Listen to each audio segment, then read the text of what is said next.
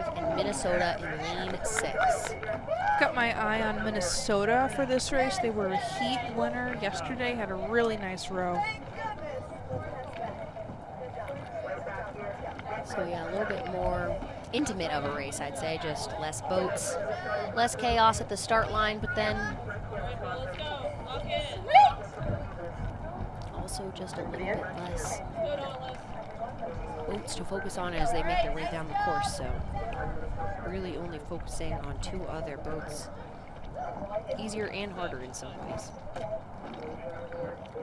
But again, left to right, as you just saw, that's Iowa on the left in lane 4, Wisconsin in lane 5 in the middle, and Minnesota in lane 6. Wisconsin, Minnesota, attention.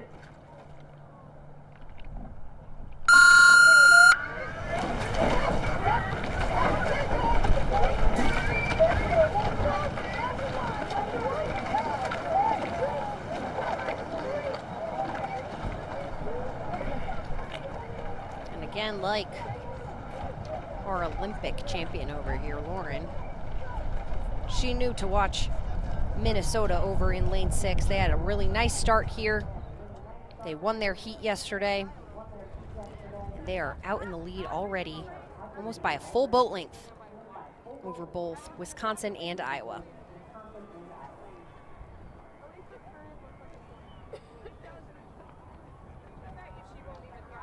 So we were talking about the novice rowing program in the Big Ten a little bit earlier. And what's really great about this Wisconsin boat, head coach Vicki Opitz learned to row at Wisconsin. She's now in her 2nd year head coach of the Wisconsin program. And I think it's just a really wonderful testament to the strength of novice rowing and how you can learn how to row in a relatively short amount of time. Pick up an oar for the first time in August and race at a Big Ten championship that May. And for Vicki, go on to compete at the highest level. Come back, head coach of Wisconsin. Yeah, truly, Lauren, like you said, a world champion, an Olympian, Big Ten champion, an All-American rower. For those who aren't as familiar with Vicki Opitz. But yeah, really, really exciting to build upon this Badger crew for Wisconsin. But again, Minnesota really separating themselves from the rest of the pack here in this 3v4 race. Just 500 meters in,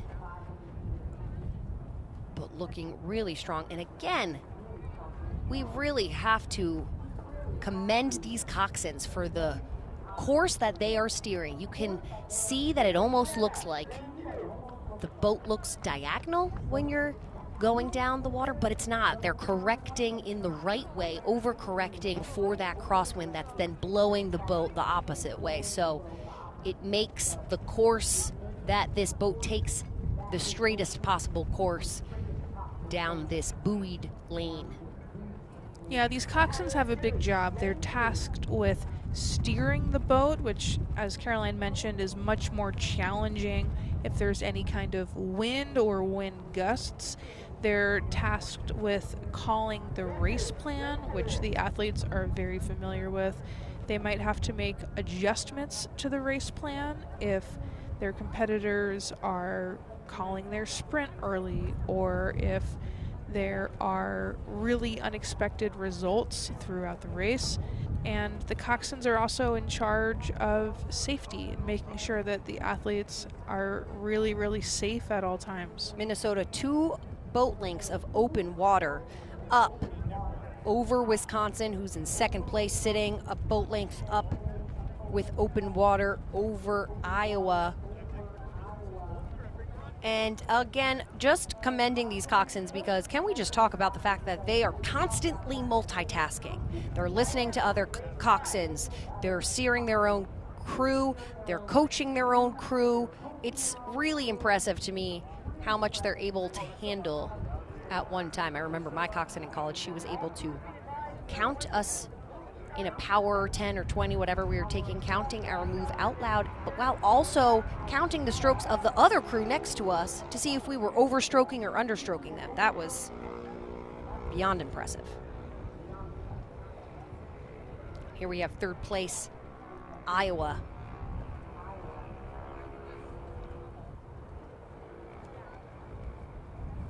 And these coxswains are holding a string or a handle which is attached to a rudder, and that is how they are steering the boat.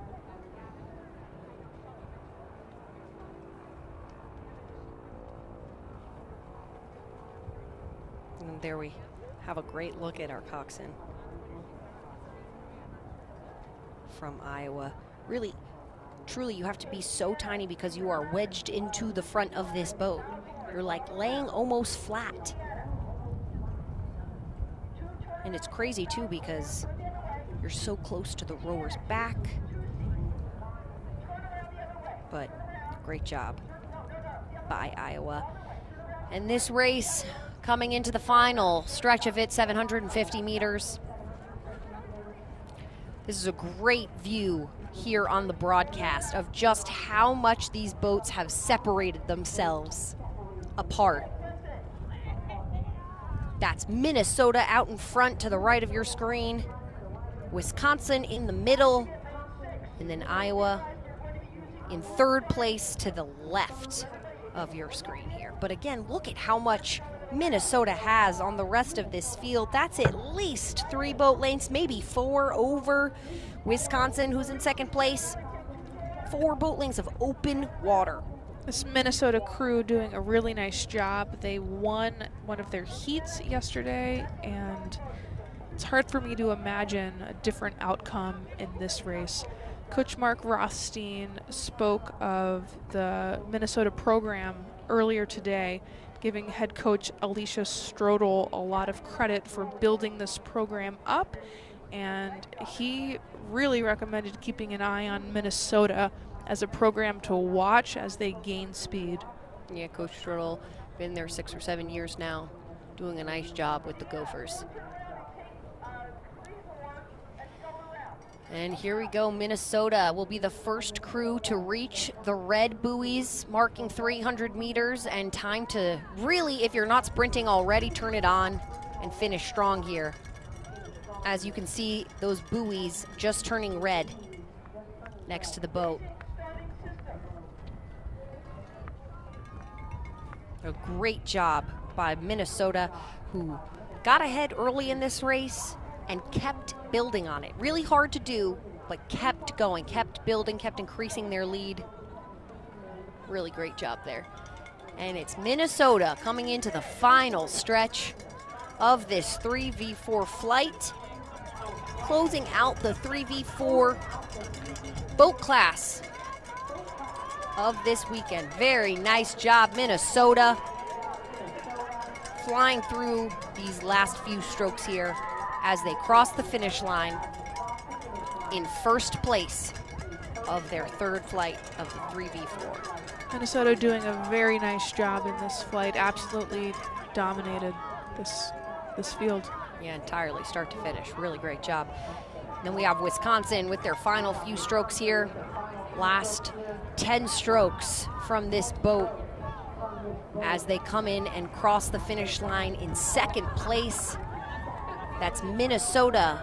First place, 739.8, and that's Wisconsin crossing now in second place with an unofficial time of 8:04.7. Again, you can see the dominance of Minnesota. Over 20 seconds of separation between them and the next crew. That is a lot. And that's our third place, Iowa, crossing the line here with an unofficial time